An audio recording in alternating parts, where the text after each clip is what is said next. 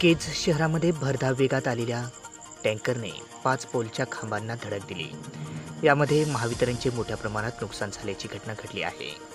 सदर घटना आज शनिवार दिनांक 8 जून रोजी पहाटे 5 वाजण्याच्या दरम्यान घडली आहे. भरधाव वेगात आलेला टँकर चालक केज शहरातील रोडवर मुख्य रस्त्यावर पहाटेच्या दरम्यान चालकाचा ताबा सुटल्याने सदरील टँकर विद्युत पोलला जाऊन धडकला.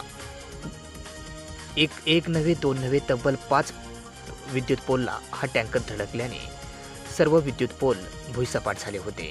सुदैवाने यामध्ये कोणतीही जीवितहानी झाली नसून मात्र टँकरचे व महावितरणचे मोठ्या प्रमाणात नुकसान झाले आहे.